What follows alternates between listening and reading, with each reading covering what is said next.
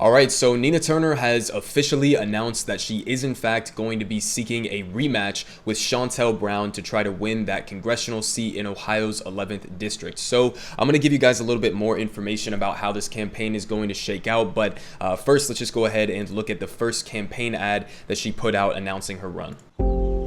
America is at a crossroads, wrestling between two futures. Do we sacrifice the poor, the working poor, and the barely middle class to protect the ultra-wealthy? Or do we treat our people as America's greatest asset and ensure everyone has a real chance to live a good life? Families are struggling with higher gas and food prices, stagnant wages, and shrinking benefits, while corporations make record profits.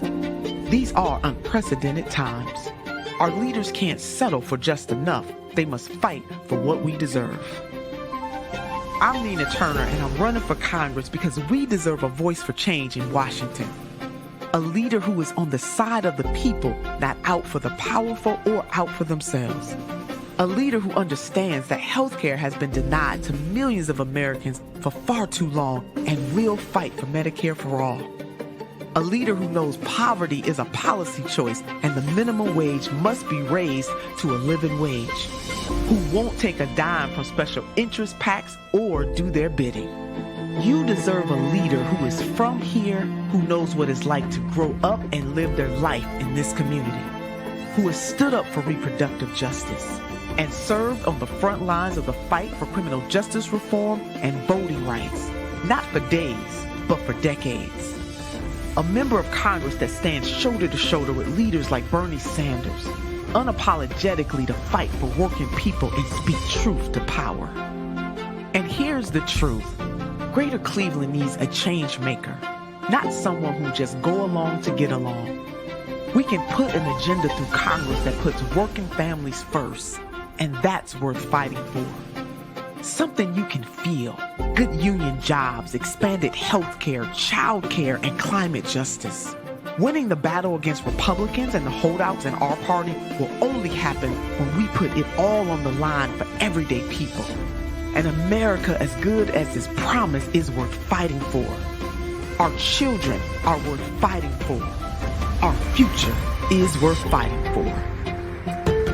All right, so there it is. Okay, I think that was a pretty well-made ad. Not a big fan of the music of it, kind of, I guess, but that's just being a little bit nitpicky. She did mention all of the major policies, right? I didn't hear the marijuana legalization, but, she talked about Medicare for all. She talked about climate justice. She talked about, raising the minimum wage, etc. I also like how she associated herself with Bernard Sanders, right? Obviously, a well-liked public figure around the entire country, so that's a positive move in that direction. Also pointing out the fact that she is not going to be taking PAC money, which was a massive distinction between her and Shontel Brown in the last election that we're going to get into here. But just, in a general sense, I think that was a pretty good ad. And we're going to be seeing obviously much more as she continues on in this campaign. So there's a couple different things that we got to talk about in terms of the difference between August of last year versus this election, which is going to be taking place in May of this year. Number one is the fact that election last year took place in August. Okay, so it was like in the dead heat of summer. It's really hard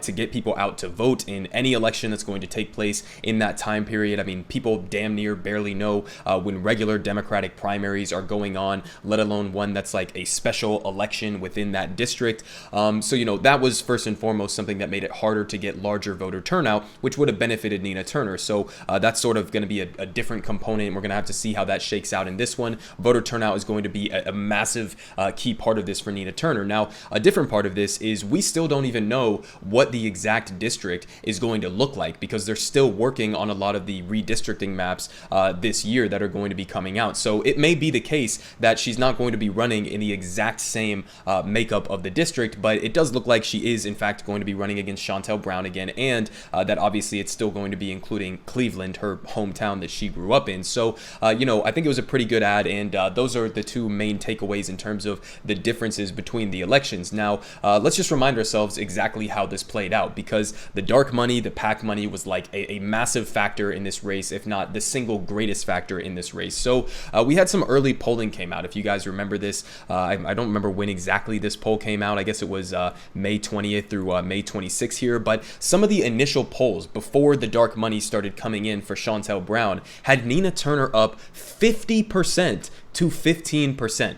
Okay, so it literally was not even close. She was blowing her out of the water. It looks like she was running away with it, and we all, kind of got a little bit of ahead of ourselves, and were maybe a little bit too confident in what the actual outcome would be, because obviously she didn't end up winning that, right? So how does it go from 50% to 15% to losing by roughly 6%? Well, again, it was largely the dark money, but again, just to remind you guys of the actual makeup of this election. So 75,000 total votes, and she only lost by like 4,000 or so votes. So it's definitely a winnable election, right? Chantel Brown is not like some titan in this area that everybody understands who she is. She does have a little bit more name recognition, obviously, now that she is an incumbent, but still, I mean, 4,000 votes, that's, give or take, especially with potentially increased voter turnout, that gap can definitely be closed there. So it's definitely a winnable election. But again, how did we end up going from, this massive of a lead to her ending up losing the race? Well, again, just as a reminder here from the Daily Poster, corporate lobbyists declare war on Nina Turner. So corporate Dems and lobbyists for big oil, big pharma, Fox News, and Wall Street are fundraising for Turner's primary opponent, Chantel Brown, in the Ohio congressional race. So this is basically what happened, okay? You literally had GOP donors who were stepping in to funnel money to her opponent, okay? And her opponent, Chantel Brown, keep in mind, she is a member of the Congressional Progressive Caucus. Isn't that just fucking wild? And that kind of ties into a different point that needs to be made, that the Congressional Progressive Caucus should probably have better litmus tests for who can be included in that caucus, because if Nina Turner or even like, if somebody like Ilhan Omar and Chantel Brown can both be in the Congressional Progressive Caucus, then there's a, pretty wide gap there in terms of what it actually means to be a progressive, because Chantel Brown is not somebody who's going to go out there and fight for the same policies as Nina Turner. She's not going to go out there and fight for Medicare for all or any of those other flagship policies that Nina Turner was putting first and foremost in her campaign. So this is going to be the biggest hurdle, okay? It was the biggest hurdle in the last race. It's going to be, again, the biggest hurdle in this race. And so basically what this is going to come down to is, can Nina Turner, with enough outside support, all of us donating small dollar donations, or people doing phone banking and showing up to organize for her, those things are going to have to overcome the dark money that is inevitably going to be flooded into this race again, okay? So they're going to try to smear her. They're going to try to attack her in the same exact ways that we've seen before, and it's just going to be a matter of trying to out-organize that and making sure that the policies come first and foremost, because, she has to distinguish herself from Chantel Brown and make sure that people in Cleveland understand that she is going to go and fight for universal health care and all of those other things that she was talking about, and that Chantel Brown would not be fighting for those same things. So, it's going to be interesting to see how this plays out, right? I'm obviously somewhat of a fan of Nina Turner. I don't think that politicians in general are ever going to be our saviors by any stretch of the imagination, but Nina Turner is somebody who I am extremely confident in would not be losing her principles or losing her beliefs once she got into Congress. So having her in there, she's a legitimate fighter and also a fiery fighter, right? She's one of the most,